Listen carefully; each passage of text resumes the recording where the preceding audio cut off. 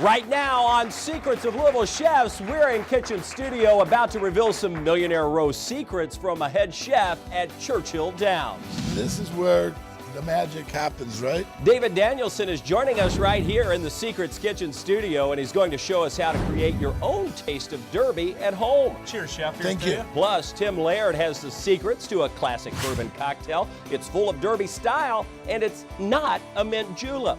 Come with us as we cook, laugh, and enjoy the camaraderie of Derby time in front of this live studio audience right now on Secrets of Louisville Chefs.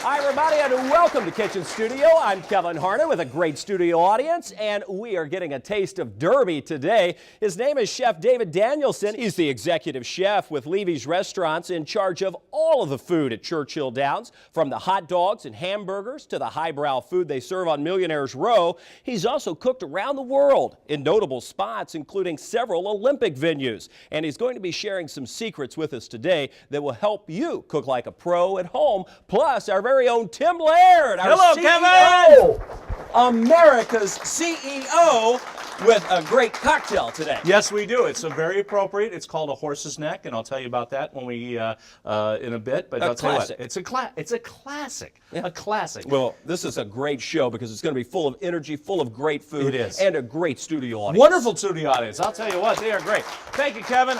All right, I'm excited. It's a great day to be in Kitchen Studio because I'll tell you what, I have not only a great chef, but also someone I consider a good friend. The executive chef from Churchill Downs, David Danielson. Hello, Chef. What's going on, buddy? How are you, man? How are you, my friend? Good, good, good. You know, it's funny, when Chef just moved to town, we had something in common that we both loved, bourbon. That's exactly right. And so over several bourbon drinks, we've got together, talked about food and different things. And I'll tell you what, you are changing things up at Churchill Downs. You really have done a great job adding some new spice, new flavors, new things, new items. I'll tell you what, it's phenomenal what you've done at Churchill. So it makes it fun. Well, we got a great team over there, and it's always exciting. You know, Derby is a special time of year, and the excitement is building. We've got some great food, so we're really excited, and we love to get 165,000 people out there and throw a party. I know, it is fun. Anyway, this is interesting. You've got a lot of great ingredients here. What are we going to make, Chef? Today, this is one of the salads we're going to be featuring up on Millionaire's Row. You know, the secret to building a great salad is a lot of different components. We're going to go through them, and I'll show you a little bit. So these pickled peaches, you know, around these parts, people do a lot of pickling, a lot of preserving. With this, with the fruit, we like to put a little bit more sugar into that, get it a little bit sweet. So adds the sweetness. It brings out the sweetness of the fruit. Exactly. So we're going to start with a pretty good amount of just white sugar. We get that melting in a little bit of the cider vinegar. I've got a fresh peach here. We've got a little bit of cinnamon stick we're going to throw in there for a little bit of flavor. Nice. We've got a little bit of chili flakes we're going to throw in there. Oh, add a little heat to it, just a little bit of... Exactly. When you're pickling, it's about the flavors. It's about what you love. If you want to put some cloves in there, some whole peppercorns in there. I've got a little bit of vanilla bean here. If you don't have vanilla bean, Bourbon Barrel Foods makes an unbelievable vanilla extract. Oh, they do? That, a little bit in there. So we're just going to cut this, scrape a little bit of the seeds out, throw that whole thing in there. And essentially what we're doing, we're going to get this pickling liquid going here. We're going to get it nice and hot, melt all the sugar, get all the flavors going, get everything kind of running. We got a fresh peach. So what we're going to do, and one of the things that makes this a little bit different, we're going to slice these peaches, get this going up to a boil, and then essentially what we're going to do is just pour that warm pickling liquid over these fresh peaches, and then you just put that in your refrigerator, let it sit for a couple of days, let the flavors build up, get that vinegar, get that sugar, all the spices. Ooh. You let that get into that. And what you wind up with is a bunch of peaches like this. Oh, perfect. So these have some really nice flavor to them. Again, when you're doing fruit, the sugar, we don't want it too acidic, too sharp. We like that little bit of sweetness in there. So this is ready to go.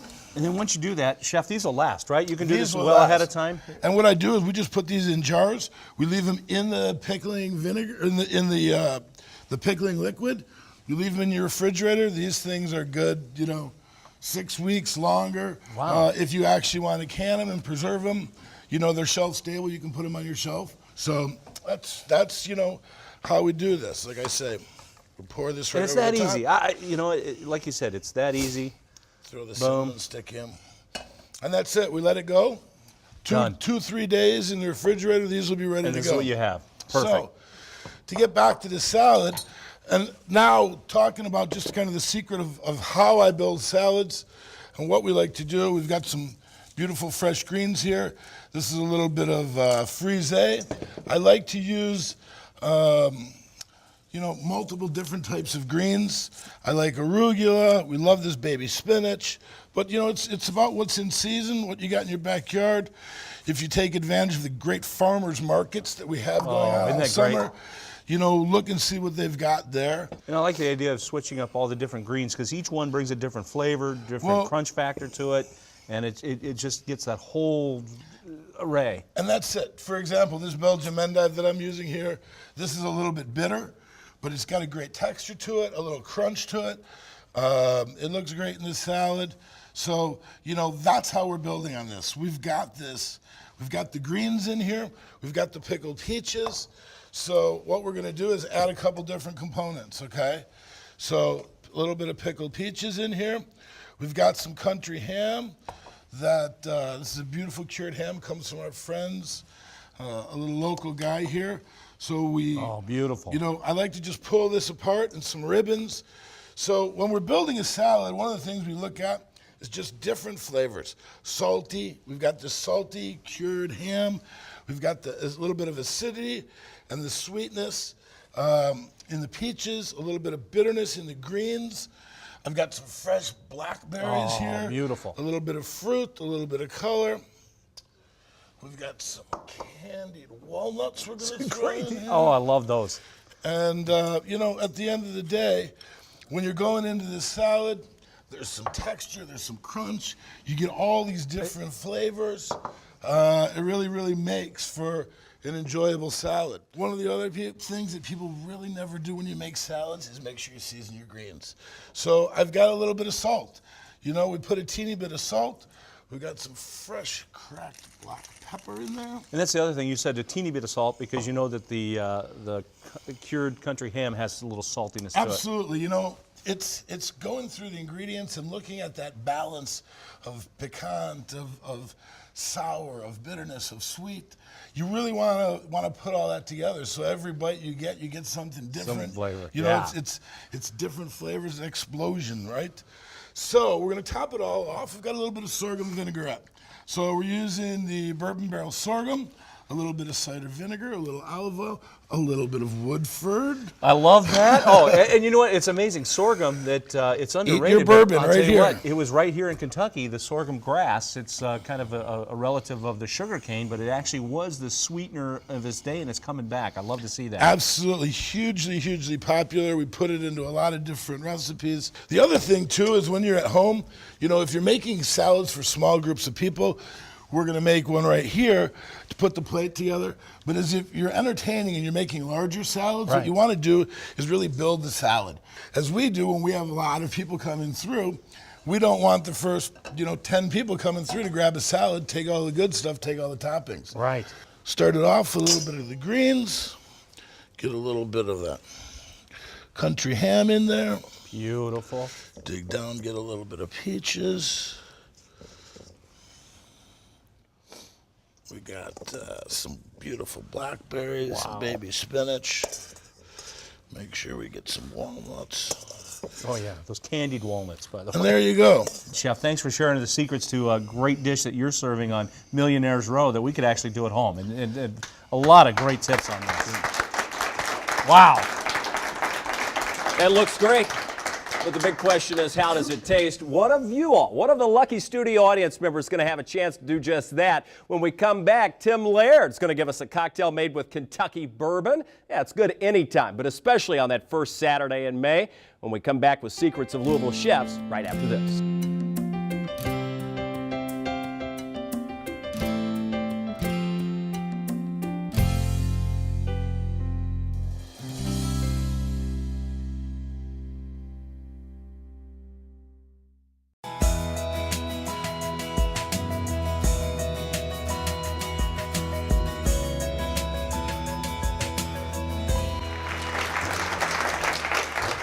And welcome back to Secrets of Louisville Chefs. You've been enjoying the work of David Danielson from Levy Restaurants in Churchill Downs, the executive chef who prepares meals for hundreds of thousands throughout the year. And today you're getting the secrets to Millionaire's Row. Well, we've made the salad. Rob King is here. Rob, nice to see you again. Good to see you too, bud. Longtime friend and a good sponsor of the show, for instance, with Northwestern Mutual. I know that's where you work. And right. Today you're up here as a lucky studio audience member to take a taste. Pretty excited about this. Yeah, you know, well, Dave cooks for hundreds of thousands of people. Now he's cooking for me. Yes, there is a step just above, right? Well, you've had a chance to be out on Millionaire's Row a number of times, so you've had some of the great food, but this is something new, and folks that will attend the Derby on Millionaire's Row are going to have a chance to taste. So go ahead and give us a preview of what it tastes like. It's funny. This is actually good practice. Normally, I'm not on Millionaire's Row. You are. You have a press pass. I'm with everybody else in the infield. I'm there for about 2 seconds running around. Ordinarily, you try to make sure you don't have anything in your teeth when you have a camera on you. This is just the opposite. Exactly. So Doesn't matter. This is good practice. Just don't spit it out.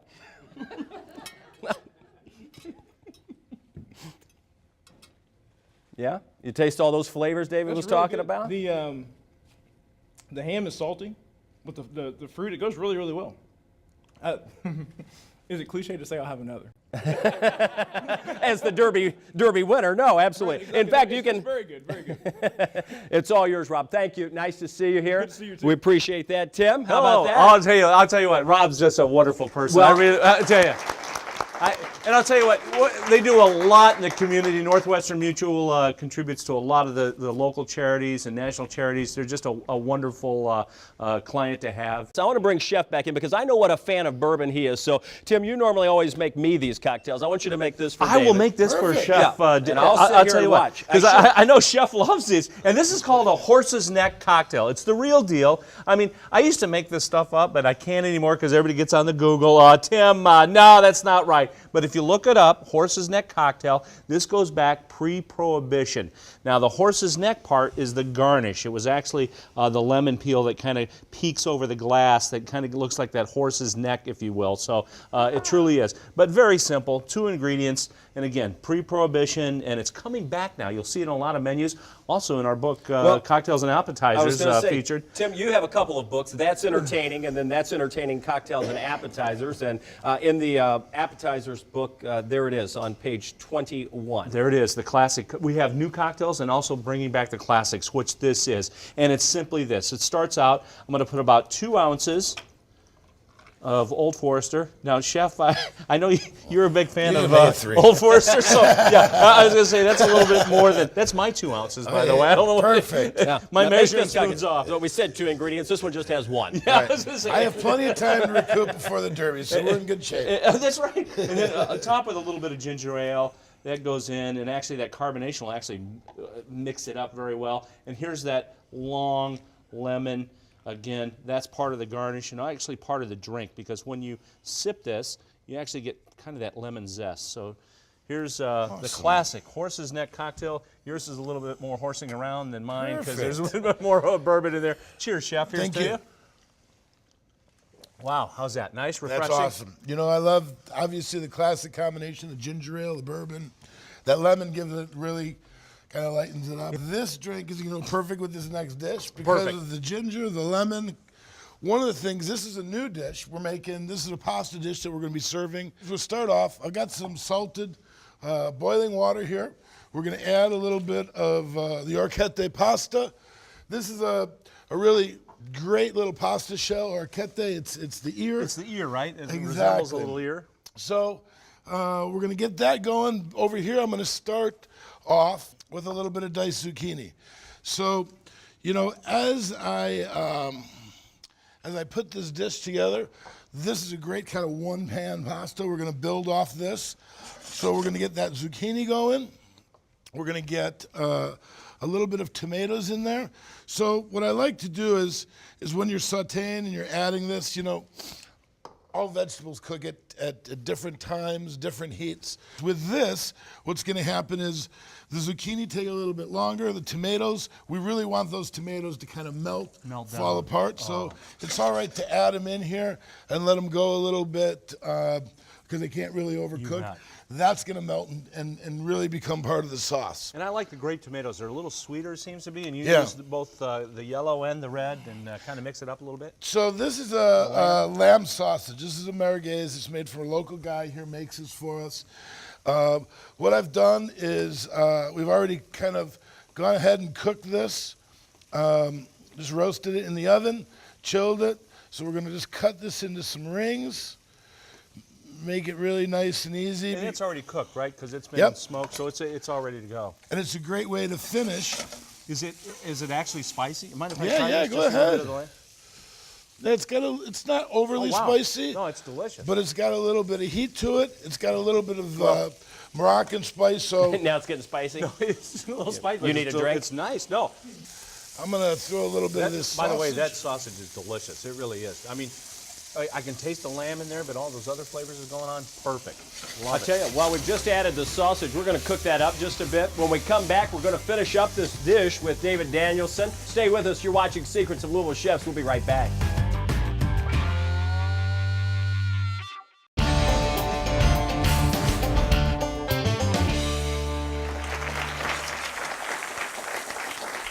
Hi, everybody, and welcome back to Secrets of Louisville Chefs. I'm Kevin Harden, alongside Tim Laird and David Danielson, the executive chef with Levy Restaurants at Churchill Downs, and we're preparing this great dish. We added the sausage just before the commercial break, but look at the color in that pan. Isn't that wonderful? It is beautiful. I'll tell you what. Absolutely. Now you really start to see these tomatoes are starting to melt down. Zucchini's cooking. Sausage is nice and hot.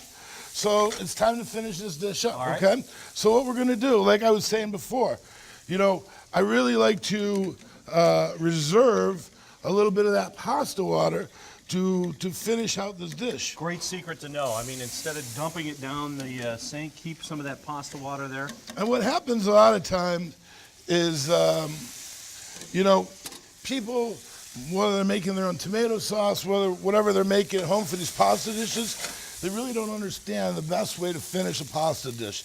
So that's what we're going to show you right now. What we're basically do, we're going to toss this a little bit. So how we're going to finish this, I'm just taking a little bit, That flavor goes in. A couple ounces of some of the pasta water.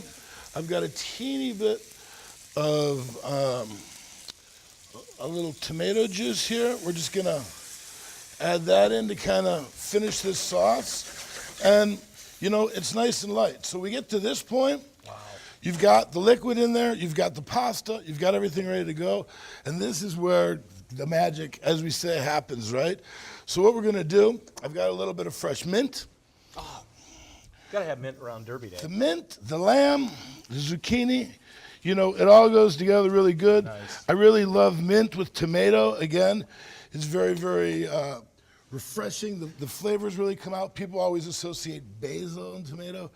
I'll tell you what, try, even at home making salads, add that mint. A little bit of mint. It's unbelievable. So what we do, I turned off the heat because we're going to finish this with a little bit of butter and a little bit, right? Yeah, just a little. Yeah, a little. Julia Child says if you're afraid of butter, use cream, okay? I'm not afraid of butter, Another so secret reveal.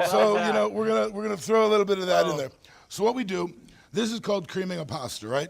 We've got the sauce, we've got everything going. We're just gonna throw a couple pads of butter. We're gonna throw a little bit of cheese in there. And what happens is why you wanna pull this off the fire, if you've got it under the flame, that gets too hot and it breaks the butter down. You're gonna have melted butter. But if you pull it off and just toss it and finish it, that butter, that cheese, you can put a little bit of olive oil, and you see that sauce really starts creaming out, getting really smooth. Nice shine to it too. Not only all the colors, but that nice shine that butter's adding to it. Exactly. We're gonna finish this with a teeny bit of salt.